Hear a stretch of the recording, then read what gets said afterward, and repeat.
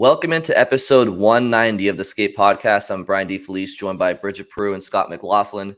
Bruins take a 3-1 series lead over the Florida Panthers. They win 6-2 on Sunday. Now, if you were to tell me after game 2 that the Bruins would have to play games 3 and 4 on the road, which we've talked about, Florida's not really a home ice advantage in the series, but on the road nonetheless, without Bergeron and without Krejci, and the Bruins going to win the next 2 games and take a stranglehold in the series, would I have believed you? Yeah, of course. Like, the Bruins have given us reason to have that confidence, but it certainly would have been a very, very tall task. And I guess the easiest way to put it, it just speaks to this team's depth that you can go down your number 1 and number 2 center and still take care of business on the road against a team that's playing desperate to get back in the series and clearly trying, certain tactics to get the Bruins off their game. Yeah, depth and also just I'd say mental fortitude to be able to overcome those losses, because I think the mental part of it is just as important as, do you have enough skill to be able to do it? Guys could definitely look at Bergeron and Krejci being out of the lineup and be like, oh crap, we're screwed, looking around who's going to step up. And instead, I think they look around and they go we're all going to do it. We're all going to step up. And these last 2 games it really has been up and down the lineup. Marchand has been awesome. He has stepped up as a leader on and off the ice. You see Taylor Hall with a 4-point game. DeBrusk scores twice. Zacha has basically turned into a number 1 center ahead of schedule. We're talking about, can he be that next year in the future down the road, be a 1 or 2 center? Well, he's had to be it in the series, and he has been.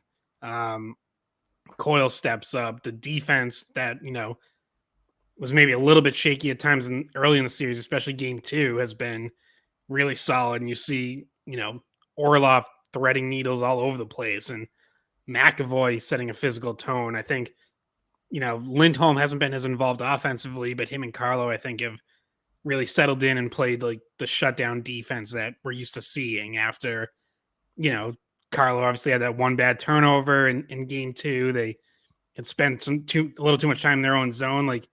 You see that getting cleaned up, and it's just, like I said, up and down the road, no second Hathaway, the defensive job they're doing on the 4th line. It's everyone, and it reinforces just how good this team is, right? Because they could have lost both of these or one of them, and then you come back home. If you're tied 2-2 and you think Bergeron's coming back, you're still probably feeling pretty solid about things. But it has now turned into a longer series, and you're doing a little bit more of, okay, just kind of survive in advance, just get us to the next round. And instead, it's they've taken control again, and they've looked dominant, and they've outplayed the Panthers, and they've pulled away in these games. And now, potentially wrapping it up and making it a short series is back on the table, which could be crucial because it would get you some rest ahead of round 2, which they obviously could use. Yeah, and actually, a lot of the stuff you said just popped different ideas in my head, which was one of the things I was talking about with my dad when I was watching the game yesterday. Was if you had told me, what would it be, 2 years or 2.5 years ago, say pre-deadline, that the Bruins got Taylor Hall. If you had told me that the Bruins lineup would include Orlov and Bertuzzi and you just list all of the key players that the Bruins have right now, didn't think they'd have Taylor Hall.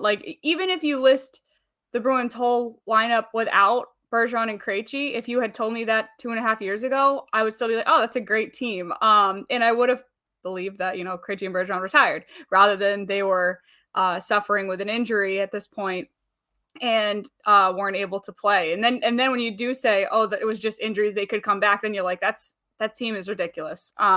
So the team's been good enough even without those 2 to get it done. Obviously, they did have Krejci for part of the series, but looks like he's going to be out again in game 5, which that's the only injury Montgomery's actually been more clear about over the last I don't know, 2 days. So there's just been a lot of gamesmanship with that, but they in my column after the first game of the playoffs was about Zacha being number one center.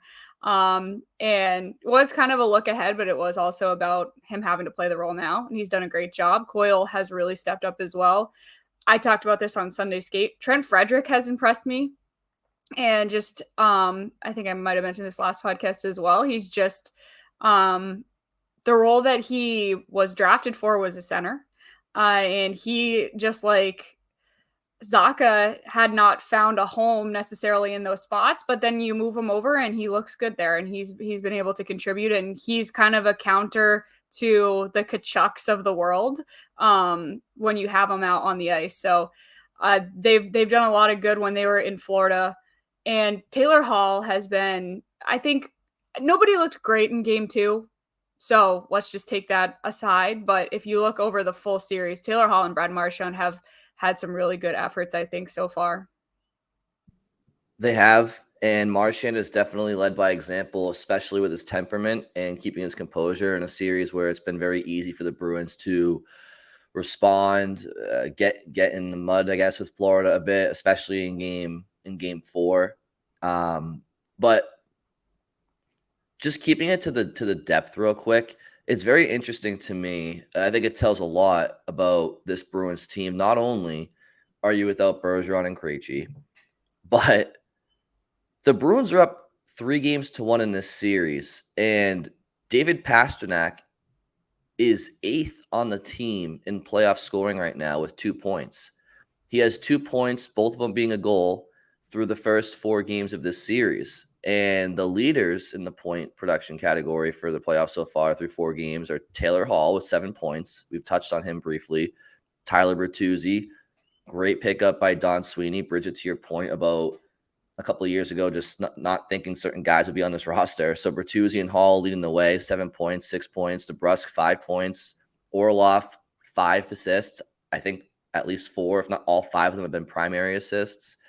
Marchand, 4 points, so he's leading. And Zacha with 4 assists. And then Nick Foligno, 4 games, 3 points. So if you were to say Nick Foligno would be ahead of David Pastrnak in scoring after 4 games. And by the way, I'm not blasting Pastrnak and his 2 points so far through 4 games. I think obviously it's probably a little low for him, no doubt about He's that. He's also a guy that I wouldn't have thought would be on the team at that point in time. Who's that? Like, if you look back to the time period I was talking about, because who did you say? Nick Foligno. Yeah. No, him too. Yeah, for sure. I mean, you look at this Bruins roster. You look at this Bruins roster from 2019 when they went to the Cup Finals against St. Louis. It's actually crazy how different it is. You kind of feel like it's the same team because you still have the core main guys. And you still have Coyle, and the defense isn't. But even the defense is drastically, turned over. The goaltending is turned over. So this team is, there's a lot of players you can point to in this roster and say, yeah, I didn't see this guy being on this team. But yeah, just to, I guess, if you guys want to follow up on maybe just the points leaders through 4 games and who's kind of carrying away. Yeah, I mean, it's funny you referenced 2019. It's like, the debate on that team was who's playing second line right wing, Carson Kuhlman or David Backes, and it's like that was this year's team. Like that'd be who's your 14th forward, Carson Kuhlman or David Backes. Like it's so much deeper. You look at like that team's defense. Like the left side was Zdeno Chara, who we obviously all love, but was clearly not vintage Zdeno Chara at that point. Like McAvoy had to do a lot of the puck moving on that pairing, and Chara just kind of hung back. And then Krug and Grzelcyk, 2 smaller guys, which at times was a problem, especially in the Cup final. It's like now when you look at that with Lindholm and Orlov there, and it's like those are those all around minutes eating, do everything guys that you were wondering where they were going to find them, and now they have 2 of them, and it's like every move just about every move Sweeney has made the last couple of years, you see it just paying huge dividends right now. We talked about Taylor Hall and him stepping up, and which has been needed. Like he was coming back from injury. I think getting into a few games late in the regular season helped. But with some other key guys out. Like, he's one of the guys you look at and you're like, all right, he's talented enough to put up points. Like, let's see it. And now he is. Lindholm on the back end, Orlov, Bertuzzi, we talked about the points he's putting up. Like, Zacha, incredible. It's just one move after another that is, a huge reason why they're able to overcome injuries that would kill, another team, would kill most other teams. So it's been very encouraging to see who's stepping up, because it's, this is why you add so much depth. Is, it's funny, like we were talking about how, when everyone's healthy, this lineup looks crazy. And it's like, yeah, the reality of the Stanley Cup playoffs is you almost never have a situation where everyone's healthy. Like, there's always someone out, and that's why you build this depth. And, I still thought that being without Bergeron and Krejci could potentially threaten them in this series, never mind going forward. But, I had not, even though I picked a sweep, like, I had enough respect for the Panthers that I thought, this could really turn into a tough series for the Bruins with those two guys out. And for them to take control with so many different guys stepping up is super impressive. And Bridget, like, one player too who's 10th on the Bruins in scoring so far through 4 games with 1 point is a player who I feel like has been one of their best players so far, which is Charlie Coyle. So it's just, again, just like, even the guys that they're not lighting up the score sheet, they're doing everything right now. And it's not even just that they were like good players that were added. They were the right players at the right time. So like adding Zacha was the right player at the right time. Adding Orlov and Bertuzzi are 2 guys that are built for the playoffs, and you add them right ahead of the playoffs. Like, those are 2 players that are the right player at the right time. Goaltending, when Ullmark was brought in, he was the right guy because, it was this transition away from Tuukka, and now you have your new goalie duo. And so when you look back at it, it ends up being, they were good players, but they also had such a good fit. And we had talked for a long time, who's the next number 1 center. And all of a sudden, Pavel Zacha has emerged as the season goes on as that person. And you needed him to be your number 1 center in the playoffs already. So he was easily the right player at the right time for this team in a move that was made. He's a much better fit than Hala was anyway. So, and they have been able to move some of the guys that they developed in as well. When you think about it, Trent Frederick is someone that they developed. Obviously they have several defensemen that they developed, McAvoy, Carlo Grizzlick. These are all guys that came through the system. But then you look at Lauko. Lauko has factored into 2 playoff games so far. And he's had some really strong shifts, honestly. Especially in game 4, he just hustles, and he's able to, he had the stick lift out in front of the net and you got a chance off of it. Like, he's kind of an opportunistic player that uses his speed. So he's a guy that has been able to jump in there, and try to impact it. And then obviously Jeremy Swayman is homegrown. So you're looking at this combination of players added, right piece at the right time kind of things. And some of the homegrown guys able to come do that as well.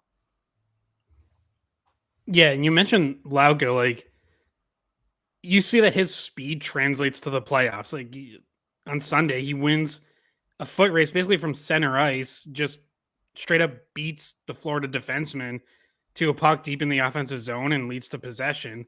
That fourth line, with no second Hathaway obviously leading the way, and then whether it's, Ben Lauko or whoever next to them, Foligno early in the series, mission accomplished by them. Like, they are getting more defensive zone starts than anyone else on the team, and they have not been on the ice for a 5-on-5 goal against in the series. So even if they're not contributing a ton offensively, like, that's good enough. That's all you need from them. And Hathaway, another trade acquisition we haven't really touched on yet, but 18 hits and 8 blocks in the series. Both are first among Bruins forwards. Like, that's exactly what you brought him in for. Not just the physicality on the forecheck, which is important and which he's definitely bringing, but also his defensive zone play. He's a very smart player, and he takes away opportunities, and he's done that, getting in shooting lanes, just helping to get pucks out. That guy is tough. Like, he's just straight Yeah. up tough. Like, he took some whacks in game 4 and at other points in the series. He's just kind of a target because he hits guys, so he gets hit, but he is tough. He stuck in there when I did not think he was going to after taking that cross check from Tkachuk.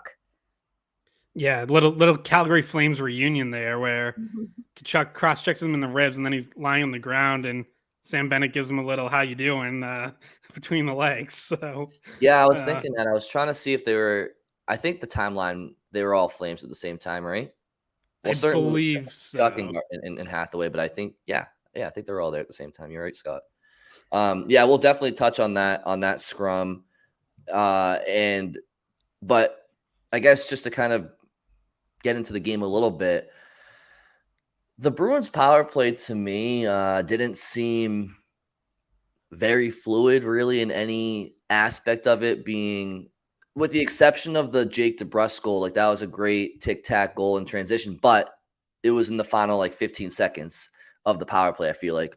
So I feel like over the course, they had 4 power plays, and I just felt like it wasn't very fluid throughout most of them, of the opportunities. However, the box score will tell you they went 2 for 4, and they're 50%. So no harm, no foul. I mean, if you find a way to score, you find a way to score. You would like to see a very dominant power play where they're getting scoring chance after scoring chance, and eventually they put one in. But they don't ask how pretty, they ask how many. And so the first example of that would be the first goal of the game, which that was, again, the Bruins were effective in transition. Both their power play goals were in transition, which I guess kind of illustrates that they weren't great in the zone. But Pastrnak goes to the net. I think he went for a backdoor pass for Bertuzzi. Great stop by Bobrovsky, but the puck kind of laid there, and it looked like the ref blew the whistle, but everybody and their mother could see the puck was not tied up. It was loose just between Bobrovsky's legs, and eventually Marchand puts it home. I think everybody outside of the Florida Panthers bench would agree that that was the right call. Obviously, Paul Maurice and company are going to sit there and say, well, the ref blew the whistle. That shouldn't have been a goal, which that should have been a goal. That was a good goal by the Bruins and good stick-to-itiveness by them to get the 1-0 lead. Yeah, and I think just the fact that the power play did generate something in transition is a change, because for like the longest time they were getting nothing off of their entries. It was like that their only chance to do anything was after they got set up. And it's like you almost forget that a power play can also strike in transition. Like there's no law saying you have to get into the zone and then set up for 10 seconds. So that was encouraging to see. They were coming into the zone with speed and putting the puck right to the net. So, maybe they weren't as good in zone, but if you're doing that, then you're giving yourself multiple ways to strike. So that was definitely encouraging to see. The rush by Pastrnak, we just talked about he only has 2 points. Like, in a fair world, he should have an assist on that. It's just that, so many guys are banging away at the rebound that enough other sticks touched it that he doesn't get one. But he sets that up by coming in with speed and putting a perfect pass to Bertuzzi that was really a great save from Bobrovsky to keep that first chance out. And then the second one, same thing. It's Hall holding for a clean entry, cutting to the middle, over to Orlov, and then just a great one-touch pass right to DeBrusk in front. So it was just that alone was encouraging to see from the Bruins power play. It was carrying the puck in with more and creating chances that way.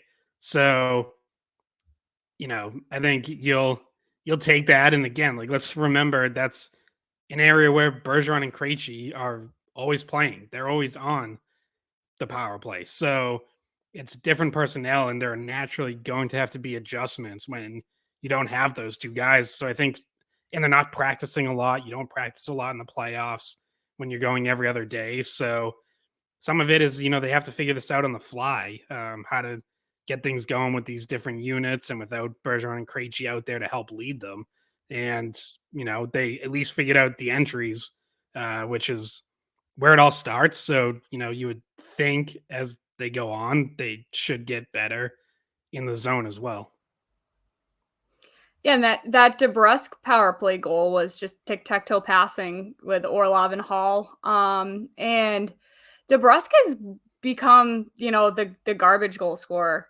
He's always out in front of the net. His goals have come just right there, right around the crease. And that's a good role for him, to have him down there on the power play, near the net. He's good at just picking rebounds off of pads and finding the puck there. And then so they did have a little bit of different power play units with Hall out there on the second unit this time. And I mean, he gets rewarded for having good 5-on-5 play, and also the fact that, you're missing two really key pieces on the power play. But yeah, Brian, to your point, there were some times where it looked slow. And then there was that one Panthers power play where they were able to get the lead back to just one goal because they had such a dominant power play performance that they scored on.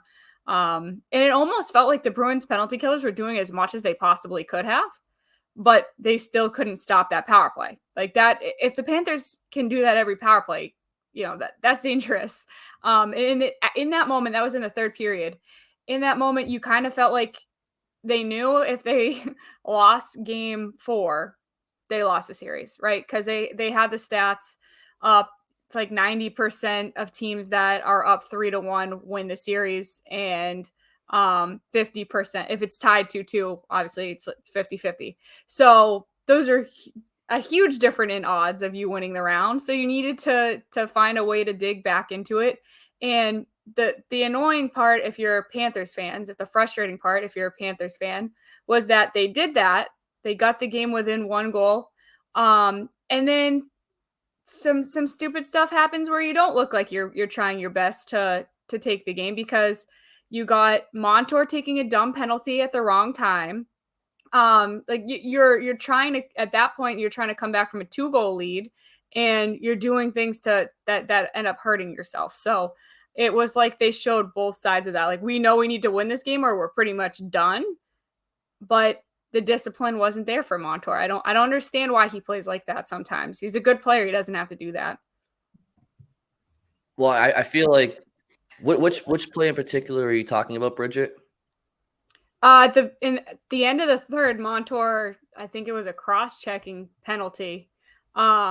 That it just didn't make sense to me why at this point in the game you're going to decide to do that. Well, I think discipline is definitely an issue for Florida team wide, and I think a perfect example of that is Matthew Tkachuk, right? He put the Panthers on his back to get into the postseason. He's their leading scorer, I believe, through the first 4 games of the postseason. Tremendous player.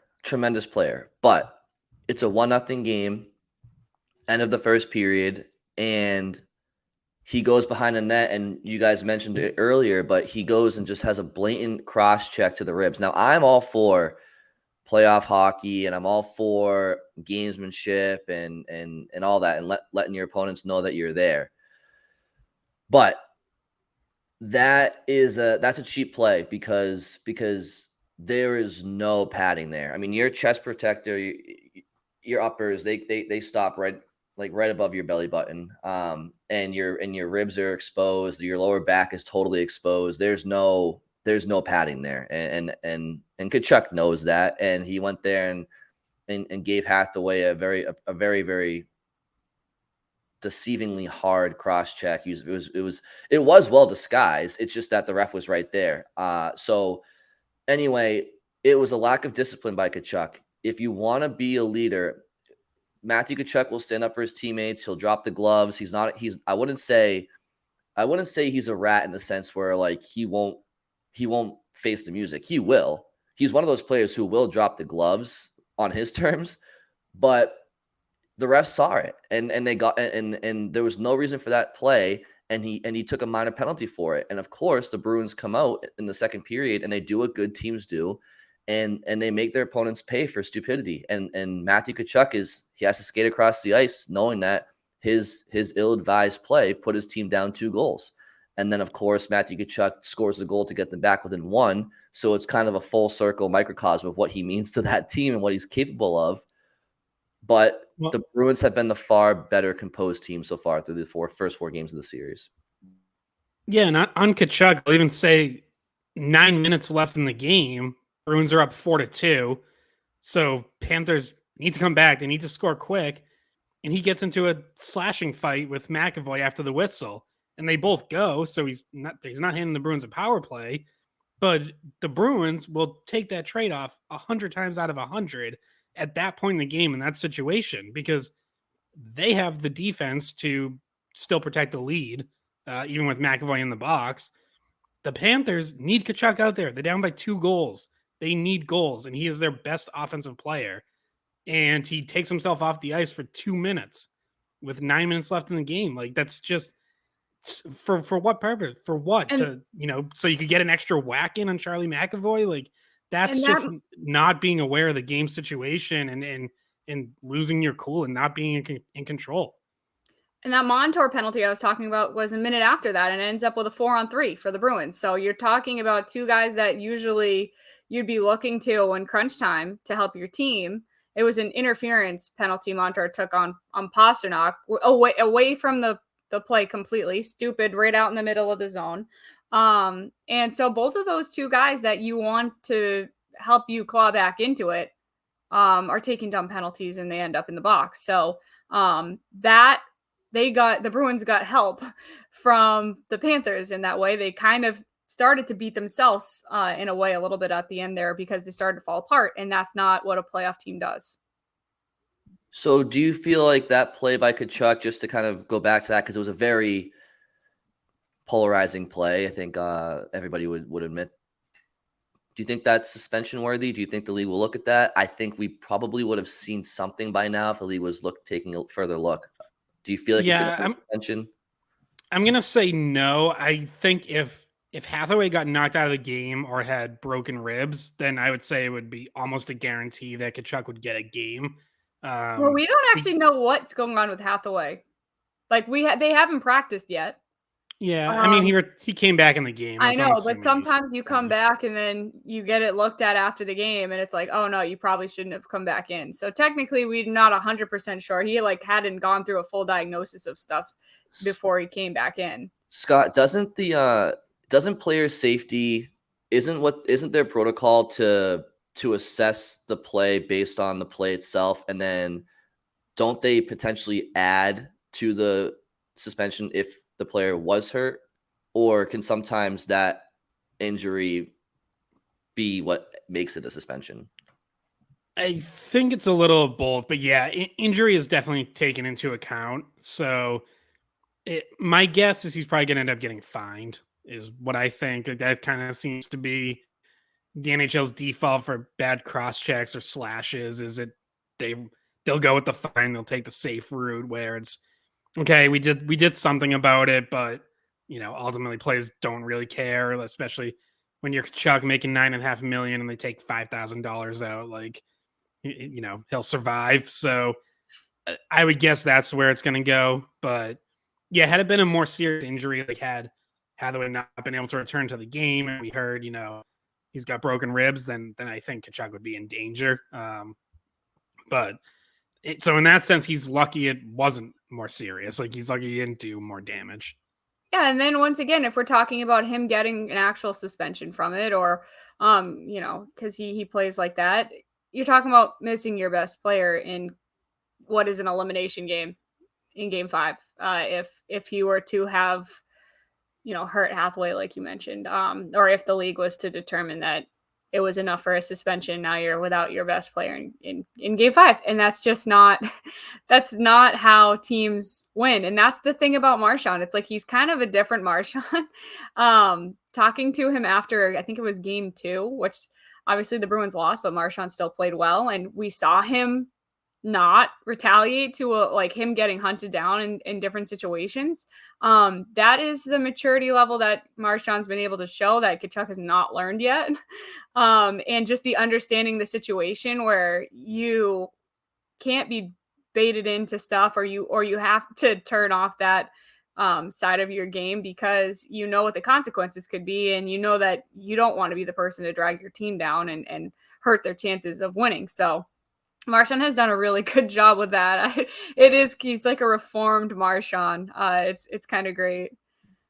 Yeah, I know. It's like he came out of rat rehab. But I mean, I was very impressed with him in game one because Radko Gudas was tackling him like defenses tackle Christian McCaffrey running up the middle, and for Marchand to just absorb that and just keep playing through it and not even chirp him, right? Like not even chirp him after the whistle, just head down. It was very impressive to me, and it's definitely a telltale sign of a guy who he's been on the other side, and he knows, especially with certain guys out, but he knows that he's at a different point in his career now, and he doesn't have to be that guy. And there's also guys in the Bruins roster that they can bring that if the Bruins need it. You have Trent Frederick, you have Tyler Bertuzzi, you have Garnet Hathaway, you have Lauko, you have guys that can get there. They can get in there and get involved in that stuff. I guess the question is, Marchand has always seemed to play better when he is on the line, but not over it. And I feel like if you do want to get the best out of him, I feel like that edge might have to be there at some point in these playoffs. Of course, recognizing the line and not getting over it, but maybe does he need to inch a little bit closer to his boundaries at some point, you guys? No.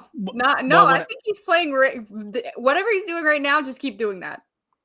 Yeah. Well, I think there's been a real recognition of like with Bergeron out and especially with Krejci out also, like he's the captain. He still just has an A on his sweater, but I think it's like that light went off of like, I'm the captain, I'm in charge. Like I need to lead and do it the right way.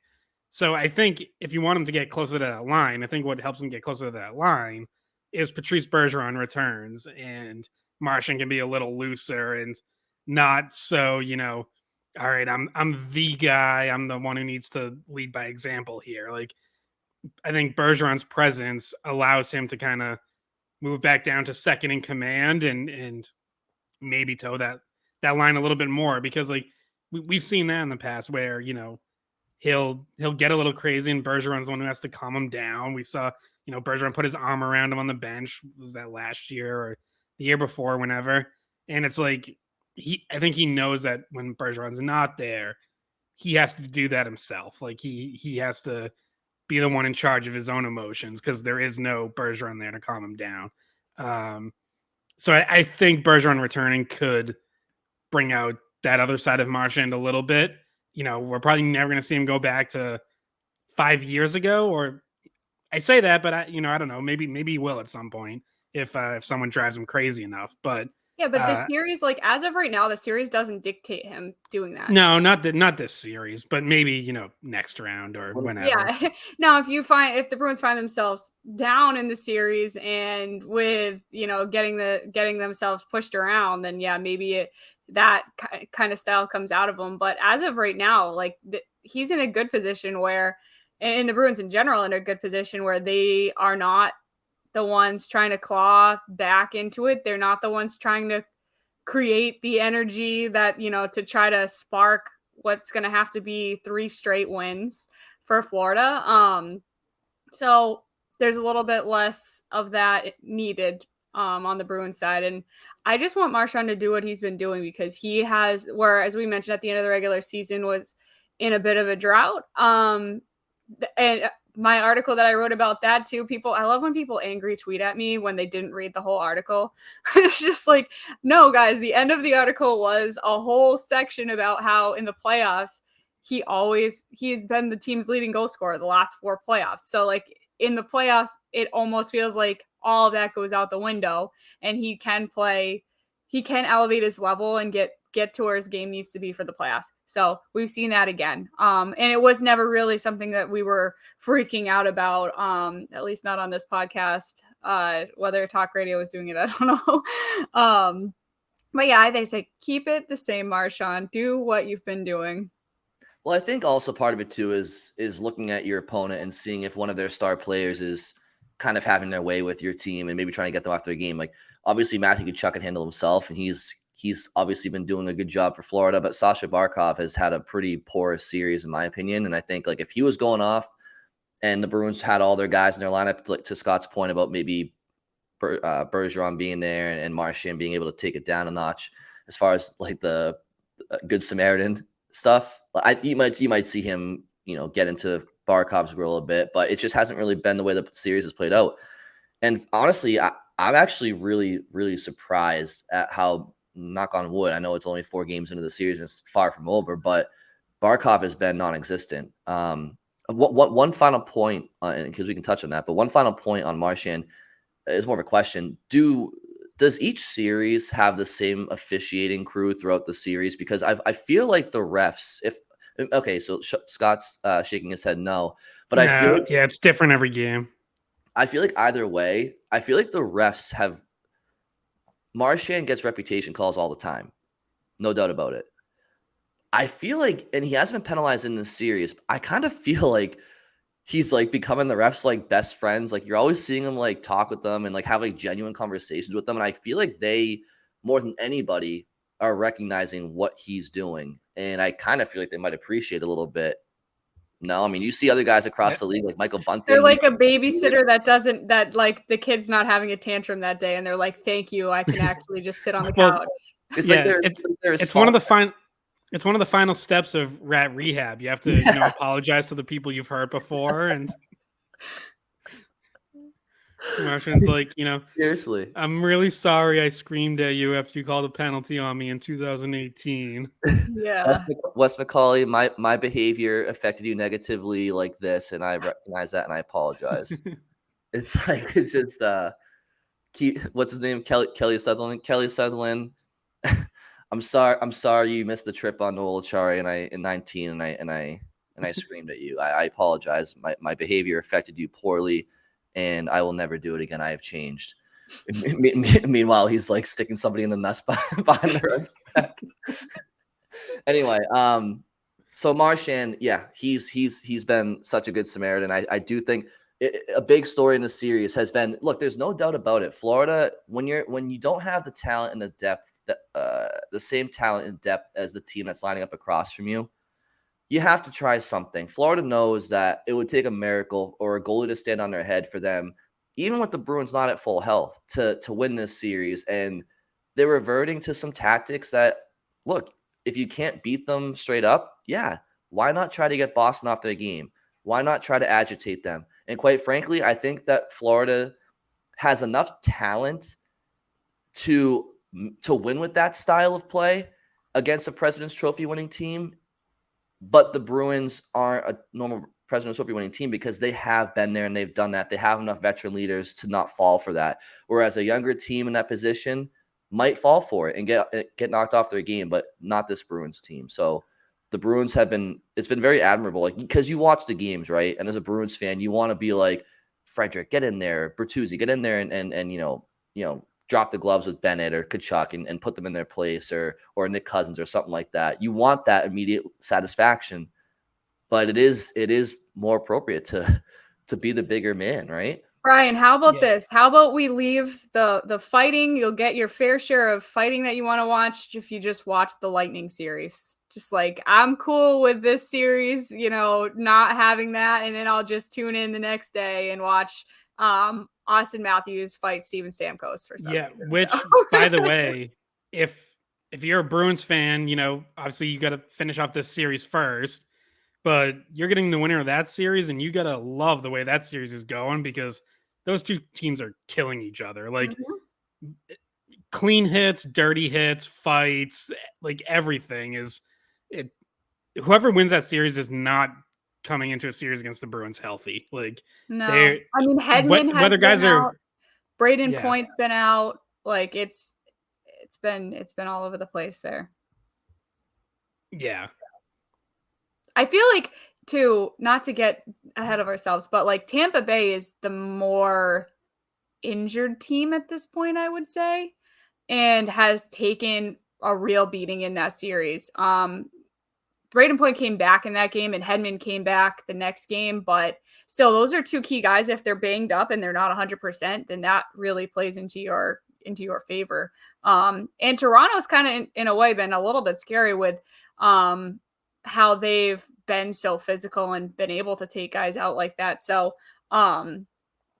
yeah, and Bunting, like you don't want to play him. He's a cheap shotter. Different things like that. O'Reilly is super physical. I almost feel like you might want to draw at this point Tampa Bay just because of the circumstances of the way that Tampa is kind of dealing with some injuries, and Toronto is not afraid to dole injuries out.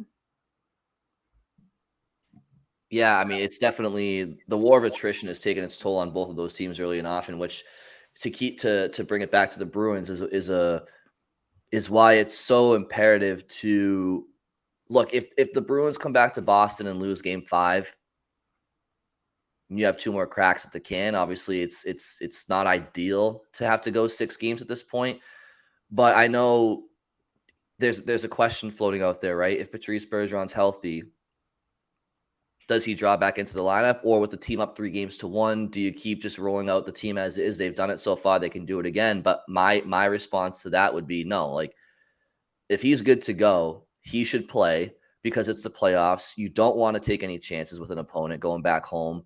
And I think that with Scott, you mentioned earlier, like if the Bruins can wrap this up early in 5 games, like this Bruins team, like yeah, they could use the rest. You know, a big part of going deep in the playoffs is you need a short series here.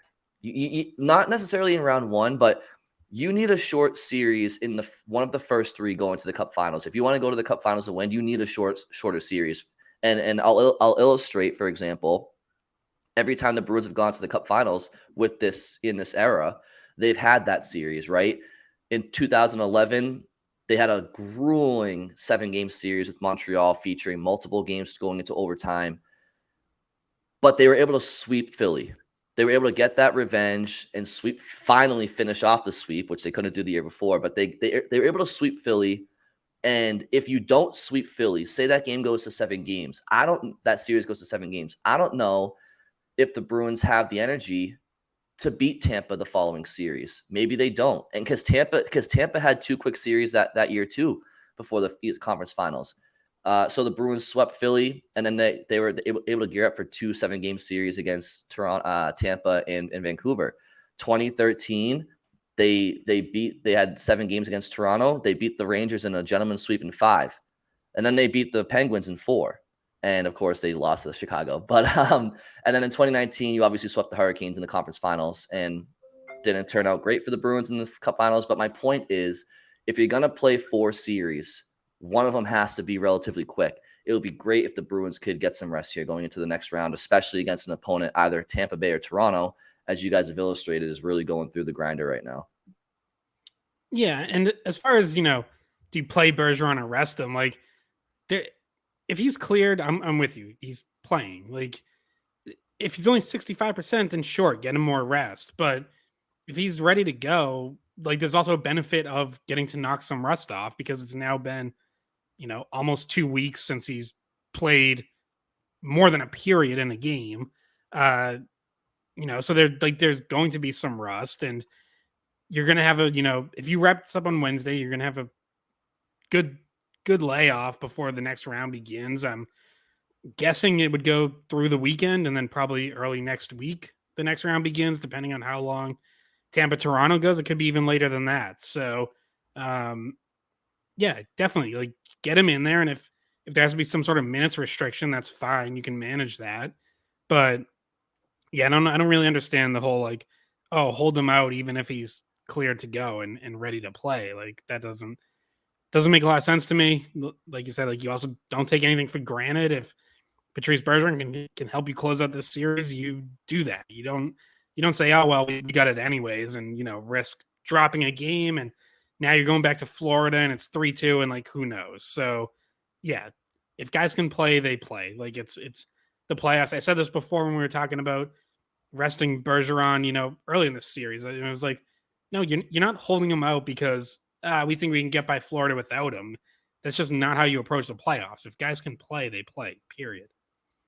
Yeah, I want to weigh in on this too, because I've had, like, I've played it out in my mind like both ways. And first of all, I feel like getting Bergeron back for game 5 is such a emotional boost that, like, once again, you have this reason to, like, obviously you have the reason to close it out, but you have this extra juice added because you're getting your captain back, and just to how ecstatic he would be to finally be able to crack the playoffs this go around would be kind of an emotional lift. So there you go. That could help you close out the series in 5 games, and then he'll get the rest right after. But I've also played out the situation in my mind, the talk radio situation, because that's the world we live in, where it's like, okay, Bergeron doesn't get through game 5 like healthy.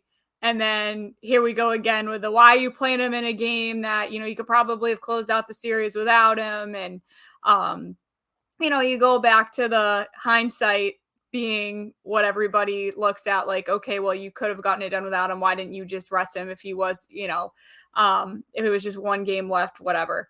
But the true answer is that you don't know if it's 1 game left. It could be, you could go to 7. So, yeah, I feel like that's absolutely what the conversation will be like if he goes back in there and either comes out a little bit banged up or if he takes another hit or what have you, if things go wrong for him, even if he's rusty or something, like you're going to hear that the next day. But yeah, but to speak to him being back in the lineup though, you put him back on the first line, and then you're able to get that Bertuzzi, Zacha, Pasternak line together and not really feel like you need to mix them up too much.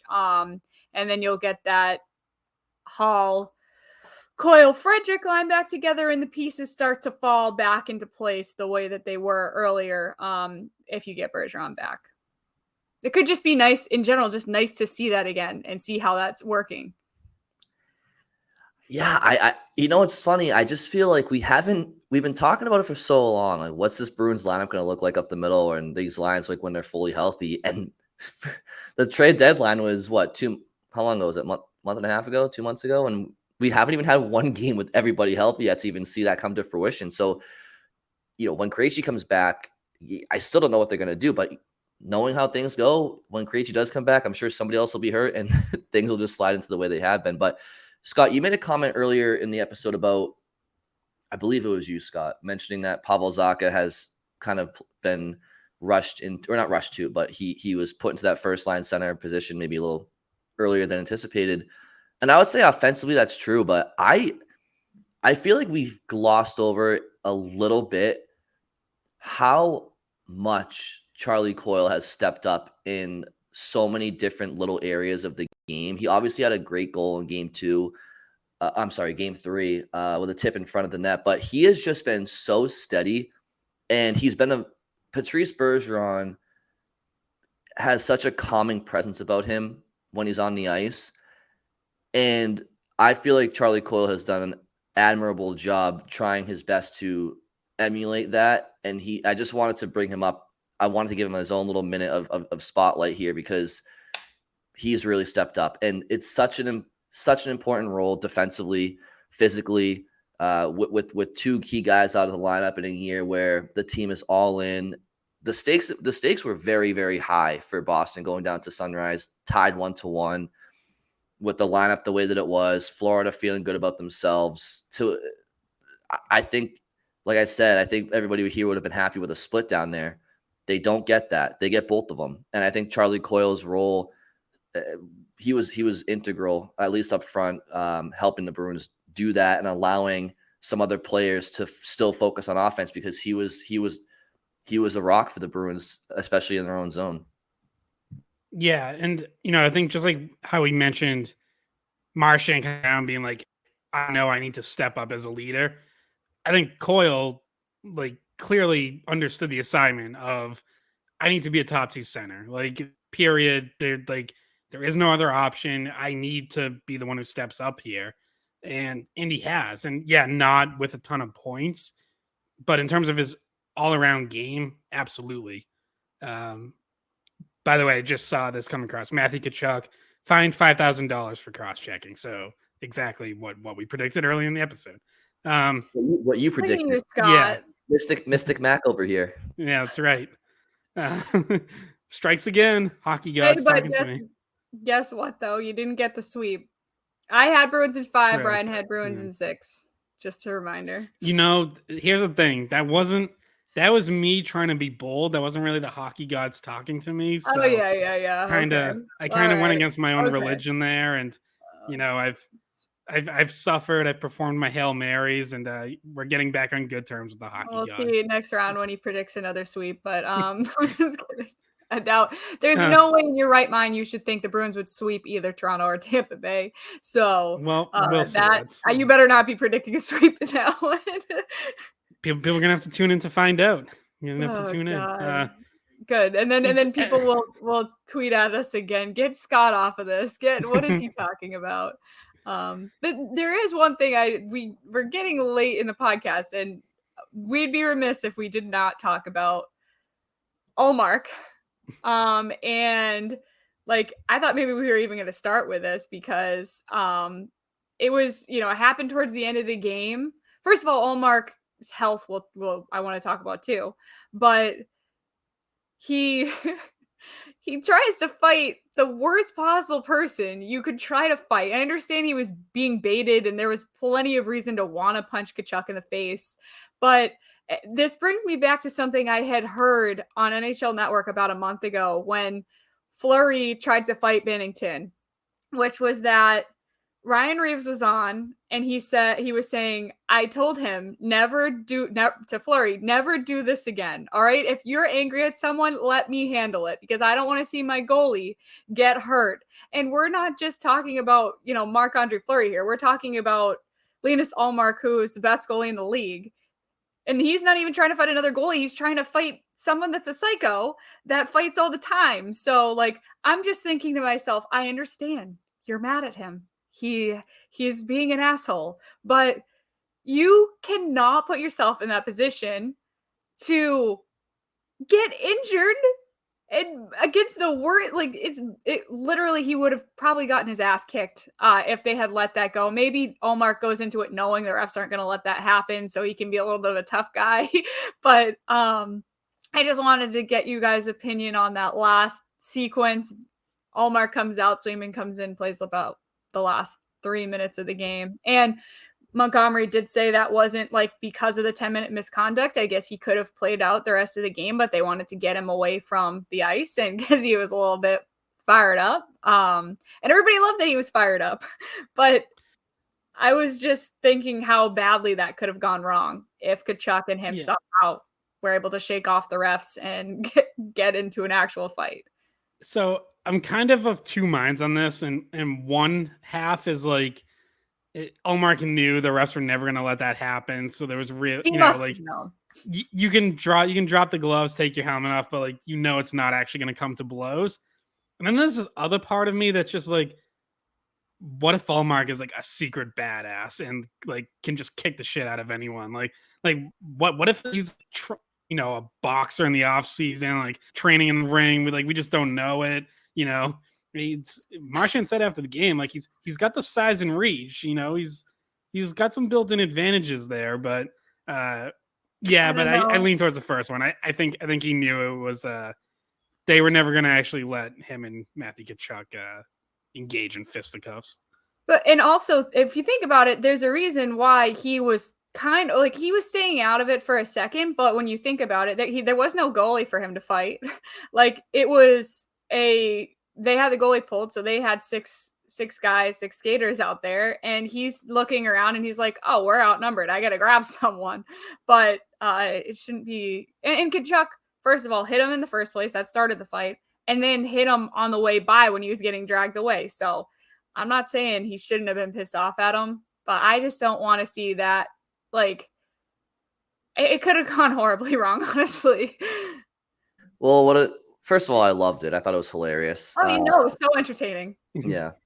I think what annoyed me about the situation was it's not necessarily that Florida handpicked the time to do it, but it does annoy me when scrums ensue, when one team has their tougher players out there and they're going up against the other team's non-tough players. Like, oh, like Montour and Tkachuk and Sam Bennett like flying into a scrum to go at it with Jake DeBrusk and Pavel Zacha, and like it annoys me because it's like, okay, well, do that when Foligno's out there and Frederick or Hathaway, and just like, you know, if you're gonna do it, like, but again, that's part of being rats. Like they want to do it against the Bruins, you know, I guess better players, but from a Bruins perspective, it's like, well, it kind of makes the Bruins look like they got their ass kicked in a scrum, but it's like, okay, well, if it was, you know, the Bruins tough guys against, you know, Reinhardt or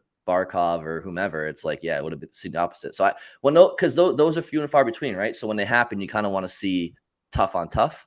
But that was the only thing that bothered me. It's like, I just like the way Bennett just kind of like brought DeBrusk down to the ice pretty hard. I was like, I just don't want him to get hurt or something like that from a stupid scrum because the Bruins tougher guys weren't out there to defend themselves. But that was the only thing. And when you're Tkachuk, you know exactly what's going to happen when you take a whack at the goalie at the end of a game. You know you're about to get mauled. And so Carlo and Forbert both tackled him at the same time. So those two guys had Tkachuk, and then it was just a full-on scrum after that point. But yeah, I was gonna say good job by those guys, because, you know, we know Forbert and Carlo sometimes they can kind of be gentle giants, but they jumped right on Tkachuk case.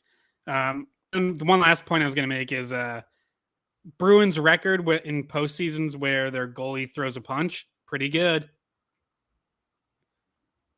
Yeah, very good, very good. Did he officially throw a punch? Are we calling that a punch? Yeah. It's like he tried. It was a little jab. Yeah, he threw a little blocker at him. Yeah. Yeah. All right. Well, we can count it. Like he would have had a full-on season if he had scored a goal and like fought Matt Tkachuk.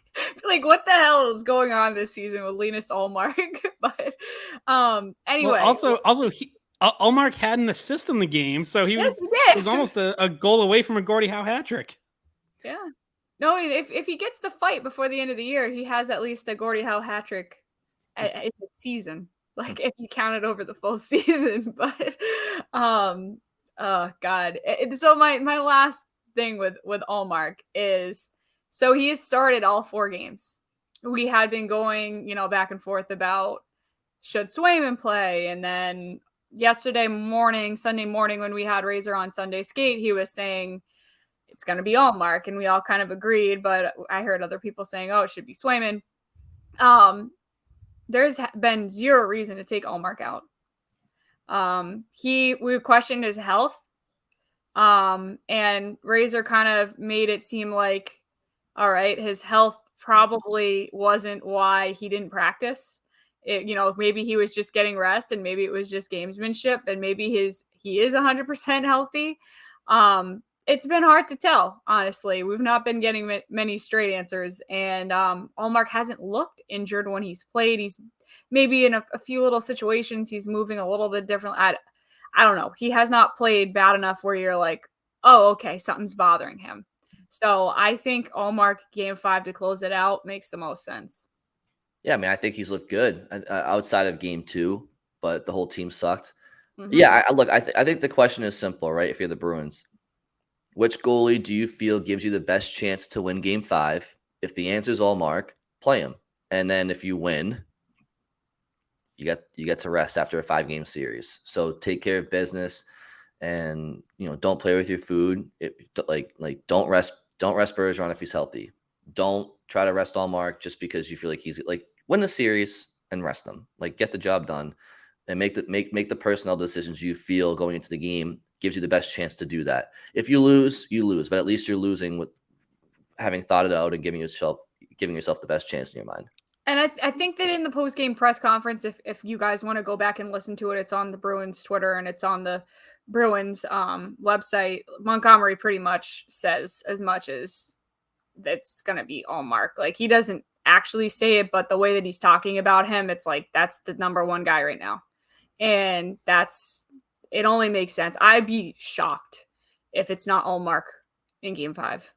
Yeah, and I mean the extra day off between game 4 and 5 definitely helps. Like, if anything, the toughest turnaround of the series was from game 3 to 4 from Friday night to Sunday afternoon. And I think that was the only reason that like people were thinking maybe it might be Swayman. But they go with Ullmark and he plays really well again. So yeah, I would say, even as someone who previously advocated for the rotation, like they're obviously not doing that at this point. You finish the series off with Ullmark. So And then absolutely. what do you guys think Florida's going to do? Because they've rotated their goalies and neither of them have done particularly well. Yeah, I don't know. I mean, good question, but I think they're kind of screwed either way. I feel like you got to go back to Lyon. I don't know why, but I feel like you got to go back. Like, he had some spurts where he looked like he could steal you a game, but he also let in some soft goals that same game in game 1. Like, he looked like he could stand on his head, and then all of a sudden he's letting in that Marchand goal, and it's just like, you just don't really think either of those guys can do it. But I feel like it's time to go back to Lyon and just try it. It's hard because obviously one's a veteran and this is his first ever playoff experience. So hard to say what they should do, honestly. Well, yeah, and Bobrovsky's a veteran with a bunch of inconsistent play throughout the playoffs too. So, yeah, he's a veteran. He's been there, but he hasn't really done that outside of that one run with Columbus and they fell to Boston. So, I don't know. I don't really think I don't think it really matters for it matters for the Panthers who they go with and who they think gives them the best chance. But if the Bruins come out and play that the way that they can, I think it's kind of a moot point. Yeah, I just purely to finish the thought about the goalies. Yeah, who knows? Scott, do you have any closing thoughts? I tweeted this after the game, but the Panthers actually out-attempted and outshot the Bruins in game 4, but Bruins defense did a great job keeping them to the outside. Scoring chances were still in the Bruins' favor. High danger chances were 10-6 Bruins. So it was a lot of empty calories for the Panthers offense. And, we touched on it earlier, the job the Bruins did defensively, but just to wrap up on that, like, really, you'll give up those shots from the outside all day. And that really seems to be the only answer that the Panthers offense has right now is fire from everywhere and, try to get deflections and screens and rebounds. That's how they've scored a few of the goals that they have this series. Bruins did a great job of really just taking that away and just letting those be harmless outside shots that were pretty easy for Ullmark. And because we didn't mention this, Bruins were outshot 10-0 to start the game. And then it was kind of like, oh, that's not gonna, bode well for you if you can't get a shot on goal and it's like the first 8 minutes or so. It didn't start out as it started out lopsided in terms of shots. Shots on goal. That way. Shots on goal for sure. Shots on goal, yes. Shots on goal. Because they did have a few shots that missed. Yeah, I wonder what the attempts were there, yeah. But yeah, you don't like to see that stat to start the game. So they were able to overcome that. Like you said, Scott, they did get outshot. But anyway, any predictions for game 5 here? Feelings on, does Bergeron actually make it in, or was that more gamesmanship again? Like, oh, he's likely for game 5. I don't see any reason why the Bruins need to try to deceive the Florida Panthers in round 1 of the playoffs. I actually don't even think of it as deceiving for this game. I think maybe just they the likely means they were hopeful, but that the injury, they don't know the final answer on the injury until probably Tuesday or Wednesday morning. So, is he actually ready? That's the question. Yeah, that's that. Yeah, that's the question. I guess what I'm saying is I don't think they're putting out one thing to kind of try to get in Florida's head or make a mystery about the Bruins lineup. I don't think that's anything that they're doing, but I just think they I think they genuinely are just taking a day at a time to see if he can play. No, because again, nobody knows what the hell he's dealing with. We can speculate, but we just don't know. But I guess, yeah. Tuesday they'll practice, right, Scott? Is it 11:30 practice again? And we'll see if Bergeron finally practices with the team rather than ahead of, skating and working on his own stuff ahead of practice. Yeah, they haven't announced their schedule for Tuesday yet, but yes, I'm assuming it'll be a regular full practice, either 11 or 11:30. Yeah, they're off Monday, coming back. Don Sweeney's meeting with the media later in the afternoon, Monday afternoon. There'd been a rumor, and I'll be interested to see if Sweeney confirms it, that they had some travel issues getting out of Florida, which I guess isn't really that big of a deal when you have an off day anyways. But yeah, I think their flight back might have been delayed. Scott, if the Bruins were to beat the Panthers in Game 5 and wrap up the series, and they had like a week off before their second round series, that would make a lot of sense to me. Why, maybe they'd throw out Don Sweeney to have a chat with the media between series. What's the reasoning, and is it common for a mid-series GM availability? I find like that's not very common with this Bruins team. Maybe Toronto, like maybe Dubas speaks up in Toronto because it's a different beast up there. But like, do you know the nature of why he's speaking to the media right now in mid-series? I think it's just so everyone else has a day off. It's kind of the, GM will take the bullet for the coach. That way, Montgomery has today off too, because they do try to have some sort of media availability every day in the playoffs. So I think it's obviously players aren't going to be available on an off day. And I think Sweeney steps up and says, Monty, you don't have to meet with the media today either. He's just going to take a victory lap. Yeah. They had him on the pregame for quite an extended amount of time. Nesson had an extended pregame. And Sophia talked to him for about 6 minutes or so ahead of Game 4.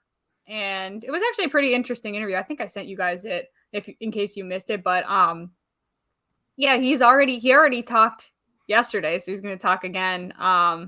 Who knows? What could he say differently 2 days later? Not sure. But he obviously spoke about Bergeron and the depth and different things like that. So I'm not sure how much we're going to be able to glean from him. He has the easy deflection of I don't know. I'm not part of the medical staff. I don't know if Bergeron and Krejci are ready for whatever. So every day it's different. Every day we're finding out different information. Who knows? Tomorrow morning or Wednesday morning, we could find out someone else is out of the lineup at the last second. Who the hell knows? Bridget, one thing I meant to comment on earlier when you brought up the narrative that might be if Bergeron would have played in Game 5 about, like I agree with you. Like there's obviously, I can think of a couple of personalities that would definitely go there for the sake of creating segments over the course of a show. But I will say, I feel like even they behind when the red light's off, I think when there's when the word playoff is in front of a game, I think people tend to, they're okay with the risk of injury. Assuming that the player's healthy, because if you're not going to play in the playoffs, like when are you going to play? Like I think when it's a playoff game, it alleviates some of those criticisms, because it's like, well, it's now or never. Like go for it and don't give your opponent a chance to breathe. I like I said, I agree with you. I do think some people will make that question and pose that question, but I think for the most part, a lot of the sane people who may have criticized Bergeron playing in Game 82, I don't think they would have an issue with it because it's a playoff game. I think that's the big distinction and difference there. I meant to comment on that earlier, but it will be interesting to follow. I'm sure your prediction will certainly. Just because it's logical, Brian, doesn't mean it will be what happens. So just know that. That's true. Okay, about an hour 10 into this. Any closing thoughts for you guys? I know I already asked you, Scott, but anything else? I apologize to everyone watching on YouTube that my cat Xerxes has been taking a bath for about an hour in the background. So I tried to get him to stop. He just won't. So he's a locker room guy. Yeah, he's doing it still. There he is. Just gonna put a towel on him and get a mic in front of him. Also, he was just kicking himself in the face. You don't want to hear what he has to say. Trust me. Yeah, looks like Hey, there he goes again. Looks like the Florida Panthers licking their wounds after Game 4. Smaller He's killing version. me right now. He's killing me. Oh Kinda god. looks Anyway, I apologize to those who are visually seeing what I'm talking about. Kind of looks like Scott. I think he's eating his paw. I think he is. Kind of looks like Scott a little bit eating the popcorn on floor 9. No? He's cleaning off his fingers. Yeah. Like, ooh, Very some similar, extra yeah. butter on here. It's uncanny, the resemblance. My goodness. Oh god. No, sometimes I get Scott on camera eating his popcorn. He hates me when I do it, but I'll turn around and I'll be snapping a pic. Did you guys ever see that video of like that little kid at the Detroit Red Wings game? He was like the cutest kid in the world, and like in Detroit, like they would pan to like fans wearing the away jersey and everybody would boo, and then it would go back to this little kid with this shit-eating grin on his face, and the place would go crazy. I don't know if you guys saw that. It went viral. I'll text it to you guys after if you didn't see it, but I feel like the Bruins could do that at the game where like they just show like maybe a couple of people with like Florida Panthers jerseys on. Everyone's like boo, and then they just pan to Scott in the press box just eating popcorn. The place goes crazy, just like the fan of the game videos that they do. Yeah, that could happen. I get to sit next to Scott while he goes for the popcorn every single game, and he's got to post it on Twitter. Otherwise, it didn't happen, right? Pixar, it didn't happen. Exactly. Yeah. If they ever take that popcorn away, like if they get deeper in the playoffs and they think like, oh, we need to get fancier with all the national media, I'm gonna be devastated. Oh, they could never. They could never. It'd be a full-on rebellion up there. That and a stupid coffee machine. Okay. Are you guys ready to wrap this up? Yep. Yes. All right. Bridget, what's your cat's name again? Xerxes? Xerxes, yeah. All right. So on behalf of myself, Bridget, Scott, and Xerxes, thank you for listening. Enjoy Game 5, which is Wednesday. All right. Enjoy Game 5, and we will talk to you all very soon.